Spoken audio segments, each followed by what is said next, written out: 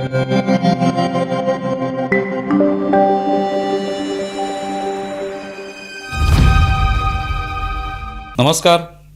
News डंकामध्ये मी महेश विचारे आपल्या सगळ्यांचं मनपूर्वक स्वागत करतो. मित्रांनो, न्यूज डंकाचं यूट्यूब चॅनल आपण सबस्क्राईब केलं नसेल तर सर्वप्रथम ते सबस्क्राईब करा. त्या माध्यमातून आम्ही विविध विषयांवर जे व्हिडिओ करतो ते आपल्यापर्यंत पोचतील. मित्रांनो, महाराष्ट्र दिनी दोन घटनांनी महाराष्ट्र हादरला.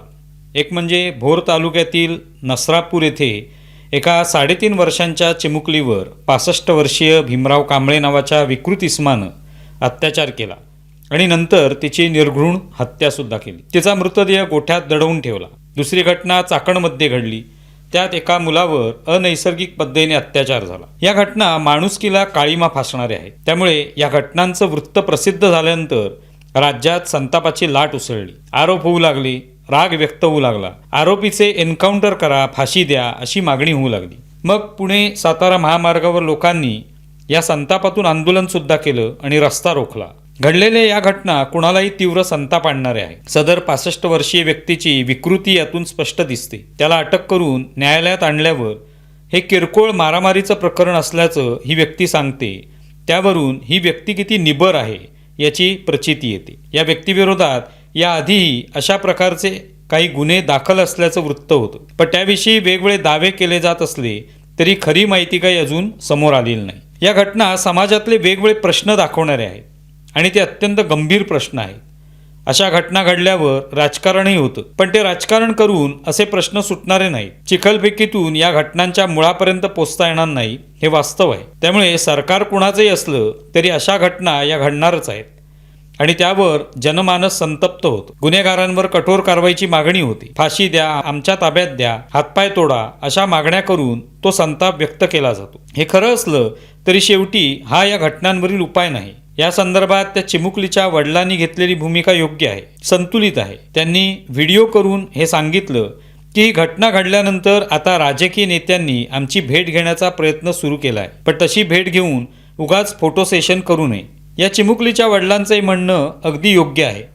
साधारणपणे अशी घटना घडल्यावर राजकीय नेते आपापल्या राजकारणाच्या पोळ्या शेकवण्याचा विविध पद्धतीने प्रयत्न करत असतात. तेच इथेही घडताना दिसलं, पण त्यातून राजकीय पाठीराखे एकमेकावर शिंतोडे उडवतात. या पलीकडे काही हाती लागत नाही. आता या घटनांचा निषेध करण्यासाठी आंदोलने होणार आहेत. विविध ठिकाणी लोक, राजकीय पक्ष, संघटना रस्त्यावर उतरून आपापल्या पद्धतीने राग व्यक्त करणार आहेत. मुख्य प्रश्न आहे तो या घटनांची संख्या कमी होणार आहे का? ती कोणतं सरकार आल्यावर कमी होईल अशी काही शक्यता आहे का? की या घटना रोखण्यासाठी आणखी काही वेगळे उपाय, वेगळे मार्ग अवलंबण्याची गरज आहे? सध्या कायदा कठोर करा, शक्ती कायद्याची अंमलबजावणी करा अशी मागणी होताना दिसते. या आरोपीला तात्काळ फाशी द्या, फास्ट ट्रॅक कोर्टाच्या माध्यमातून हा खटला चालवा असेही पर्याय लोक देत आहेत. मुळात हे अत्याचाराचे प्रसंग हे सामाजिक विकृतीतून आलेले आहेत.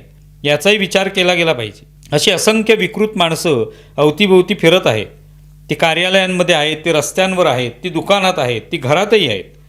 अशा श्वापदांपासून चिमुकल्या मुली, लहान मुलं, महिला, तरुणी कुणी सुटत नाही.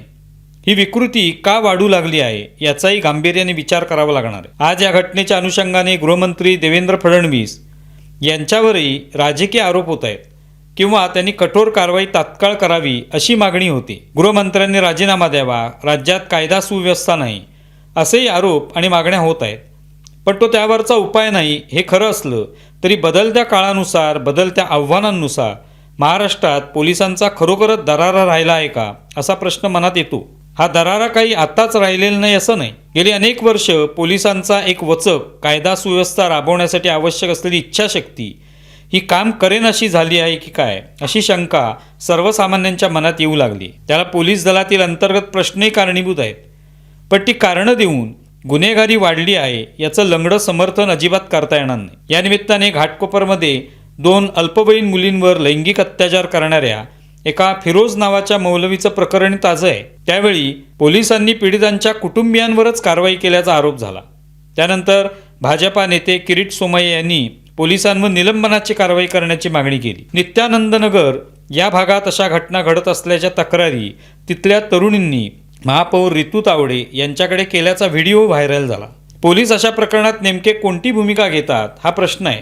एकीकडे पीडितांच्या कुटुंबियांवरच कारवाई होते किंवा मग एखाद्या भागात सातत्याने महिलांची छेडछाड होत असली तरी त्याकडे दुर्लक्ष केलं जातं. पोलिसांचा दराराच राहिला नसेल तर अशा घटना होण्याची संख्या निश्चितच वाढणार आहे. त्यात आजकाल लव्ह जिहादच्या घटनांची भर पडली आहे, पण त्यात धर्माचा अँगल असल्यामुळे त्याकडे गांभीर्याने पाहिलं जात नाही. पोलीस म्हणजे दरारा हे समीकरण आजकाल विस्कटलेलं आहे. महाराष्ट्रात असं समीकरण विस्कटणं हे राज्याच्या प्रतिमेला मारक ठरू शकतं. आज उत्तर प्रदेशचे मुख्यमंत्री योगी आदित्यनाथ यांच्याप्रमाणे महाराष्ट्रात सुद्धा कारवाई व्हायला हवी अशी मागणी अनेक लोक करताना दिसतात. त्यांनी उत्तर प्रदेशातल्या माफियांना वेसण घालण्याचं काम केलंय हे खरं आहे, त्यालाही विरोध होतो. त्यांच्या बुलडोजर कारवाईला धार्मिक रंग दिला जातो, पण त्यामुळे बऱ्याच प्रमाणात गुन्हेगारीच्या घटनांना आळा बसू लागला आहे. असं नाही की बलात्काराच्या घटना उत्तर प्रदेशात आता होतच नाहीत, पण अशा घटना अजिबात सहन केल्या जाणार नाहीत या दृष्टीने पोलीस पावलं उचलतात असंही दिसलं पाहिजे. मुळात महाराष्ट्रात हिंदुत्ववादी सरकार आहे, त्या अनुषंगाने हिंदूंवर लव्ह जिहाद, कॉर्पोरेट जिहाद अशा प्रकारातून होणाऱ्या अन्यायांकडे सौम्यपणे पाहिलं जाऊ नये अशी लोकांची अपेक्षा आहे. TCS मधील गुन्हेगारांना पकडण्यात आलंय, पण निदा खानसारखी गुन्हेगार मात्र अटकपूर्व जामीन मिळवण्याच्या प्रयत्नात वेगवेगळ्या पळवाटा शोधते. हे प्रकरण बाहेर आल्यावर ती फरार असल्याचे अनेक दिवस सांगितलं जात होतं. तिला त्वरित पकडलं गेलं असतं तर लोकांचा विश्वास पोलीस यंत्रणेवर अधिक दृढ झाला नसता का?